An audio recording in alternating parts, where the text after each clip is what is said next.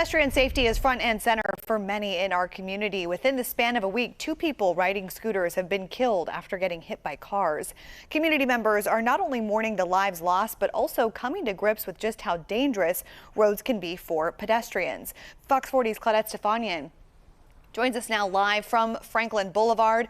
That is where one of those scooterists was killed. Claudette, road activists say that this is a problematic stretch of road. Tell us more.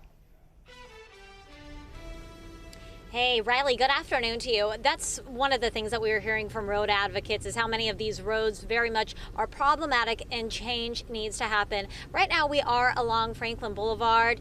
Keep in mind, we are under some traffic right now, but from what we've been able to learn about this road, or at least what advocates have been telling us about many of the roads here, is they're saying change needs to happen. Some of the examples that have been brought out are saying that more ballers need to be added, there needs to be restriping, the lanes also size-wise needs to have some change.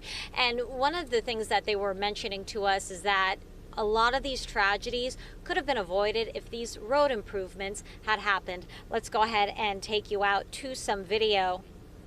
Now, right now, as we're taking a look at this, Gio Sosa and Kaylee Zhang, 2 women in the prime of their life, were tragically killed just days apart while riding scooters. Both women were tragically struck by cars. Zhang was killed Wednesday night around 6 along Franklin and Cosumnes Road and was only 18 years of age. Sosa was killed on August 29th along Alhambra Boulevard in the morning by a box truck, only 2 years into her residency, according to GoFundMe. We caught up with Katrina Cook, who is studying to be a physician at UC Davis, and also relies on a scooter to get around. She tells us the 2 scooter accidents have motivated her to speak out on just how dangerous it is for scooterists to ride these roads and demand these roads be improved.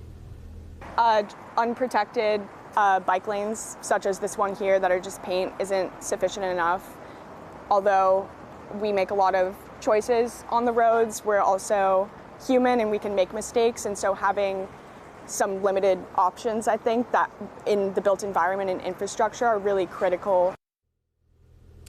While we were interviewing Cook, there was a moment where we actually saw a truck that was right in the middle of the bike lane. She says in instances like that, she actually has to move around the truck, and then that puts her in more danger, right? Because then she's in those lanes with those other vehicles. And so coming up in the next hour, we're actually going to hear from the road advocates themselves, who are going to explain what changes they would like to see. Reporting live in Sacramento, covering local news that matters, Claudette Stefanian, Fox 40 News. Claudette, thank you. Just a quick question. You talked a lot about, obviously drivers need to be aware. Are there any tips for scooterists? Although, of course, the responsibility is on the driver to watch out, but are there any tips for scooterists to make themselves more visible or, be able to ride a little bit safer? Riley, I think what was so interesting about today is when I asked advocates, what can pedestrians do? What can scooterists do? One of the things that they really hit home was that when it comes to these type of situations, it really falls on the motorists. They're saying that at the end of the day, it's us that are kind of in these bigger vehicles. They're in a situation where they're the ones who are able to maintain their speed, whereas the pedestrians, the scooters, don't have much protection to deal with. So they truly felt like, at least the advocates we spoke with, that it really, really comes down to the motorists themselves making the changes needed, and of course, changes happening on these roads so that we can see less of these tragedies happening. Yeah, Claudette, that makes a lot of sense. All right, thanks so much.